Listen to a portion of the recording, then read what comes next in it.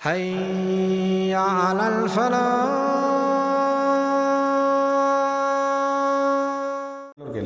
அதாவது எப்படி ஒவ்வொரு மதங்களையும் ஜாதி அப்படி என்கின்ற பகுதிகள் சில மதங்களில் சொல்லப்படுதோ அது மாதிரி இஸ்லாத்தில் என்னது இருக்குதா அப்படின்னு கேட்குறாங்க. இஸ்லாத்துடைய பிரதான அடிப்படைகளில் ஒன்று நம்ம ஏற்கனவே சொன்னது அநியாயம் என்றதில்லை. சிம்பிளாக நீங்கள் விளங்கிக்கங்க. எப்படி மனிதனாக பிறந்தவன் விளங்கிட்டா ஜாதி அடிப்படையில் உயர்ந்தவனாகவும் ஜாதி அடிப்படையில் தாழ்ந்தவனாகவும் எப்படி ஒரு மனிதன் என்னது சொல்ல முடியும். இப்படி ஒரு சப்ஜெக்ட் இருந்ததுன்னு வைங்க இஸ்லாத்தில், அதே இஸ்லாம் பொய்யானதுன்றதுக்கு மிகப்பெரிய ஆதாரம். இங்கே என்ன கடவுள் கொள்கை என்ன சொல்லிட்டாலும் சரி, கடவுள் கொள்கை என்று எது சொல்லிட்டாலும் சரி, இங்கே ஜாதி பேதம் இருக்குது அப்படி என்று சொன்னால் அது ஒரு மிகப்பெரிய ஒரு ஆதாரமாக இருக்கும். ஆனால் உங்களுக்கு ஒரு கேள்வி உண்டாகும், ஷியா சுன்னின்னு சொல்கிறோமே, ஷியாக்கள் அடிக்கிறாங்க, சுன்னி அடிக்கிறாங்க, சுன்னத்து வல் ஜமாத்ன்றாங்க, என்னமெல்லாம் என்ன செய்கிறாங்க சொல்லிக்கிறாங்களே, இது என்ன அப்படின்னு சொல்லி. இது எதுவுமே ஜாதி ரீதியான சப்ஜெக்ட் அல்ல. இது எதுவுமே ஜாதி ரீதியான பிரச்சனை கிடையாது.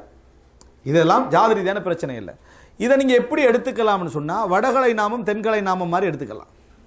விளங்கிட்டா இது மாதிரி நம்ம எடுத்துக்கலாம். அதாவது ஒரு விஷயத்தை, ஒரு வணக்கத்தை, ஒரு நடைமுறையை புரிந்து கொள்றதுல நீங்கள் ஒன்றை அண்டர்ஸ்டாண்ட் பண்ணிடுறீங்க, நான் ஒன்றை என்ன செஞ்சிடறேன் அண்டர்ஸ்டாண்ட் பண்ணிடுறேன். நான் உன்னையே தவறுன்றேன், நீங்கள் என்னையே தவறுன்றீங்க. இதனால நம்ம ரெண்டு பேர் ரெண்டு குரூப்பாக என்ன செய்கிறோம் இருந்து கொண்டிருக்கிறோமே தவிர ஜாதி என்ற அடிப்படையில் வந்தால் நீ உயர்ந்தவன் நான் தாழ்ந்தவன் அப்படின்னு வரணும். உனக்கு பக்கத்தில் இருந்து உன்னுடைய உணவை நான் சாப்பிட மாட்டேன் அப்படின்னு வரணும். விளங்கிட்டா?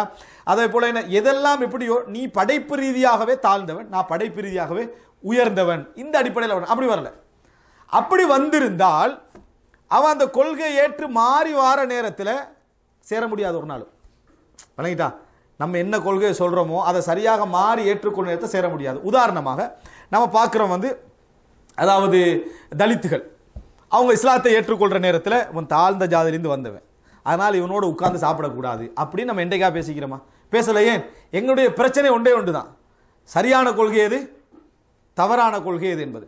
அது நான் ஏற்கனவே உங்கள்கிட்ட சொன்னேன். முஸ்லிம்கள்லையே இணை வைக்கக்கூடியவங்க என்ன செய்கிறாங்க இருக்கிறாங்க. அவர்களுக்கு எதிராக நாங்கள் என்ன செய்கிறோம் பிரச்சாரம் செய்கிறோம், இது தவறு என்று சொல்கிறோம். அதனால் அவங்க என்ன செய்கிறாங்க அடிக்கவும் செய்கிறார்கள், மிரட்டவும் செய்கிறார்கள் என்று சொன்னோம். இந்த பிரிவு என்ன? சண்டை. எல்லா சண்டையும் தாழ்ந்த ஜாதி உயர்ந்த ஜாதியா இல்லை, ஊருக்கூர் சண்டைகள் வரும்.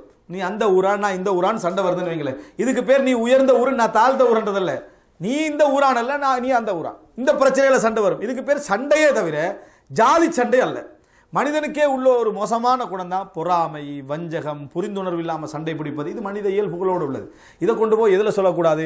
இஸ்லாம் சொல்லக்கூடிய அதாவது மனிதன் எந்த விதமான வித்தியாசமும் இல்லாமல் படைக்கப்பட்டிருக்கிறான் என்கின்ற கொள்கையோடு இது ஒரு நாள் என்ன செய்யாது மோதாது. நீங்கள் எல்லா இடங்களில் பார்க்கலாம், நீங்கள் வாரல நாட்டிலே பார்க்கலாம், எவ்வளோ பெரியவனாக இருந்தாலும் சரி, அவன் தொழுகைக்கு வார நேரத்தில் கடைசியாக வந்தாண்டா அவன் கடைசி தான், ஃபர்ஸ்ட்டாக வந்தாண்டா அவன் ஃபர்ஸ்ட்டு தான்.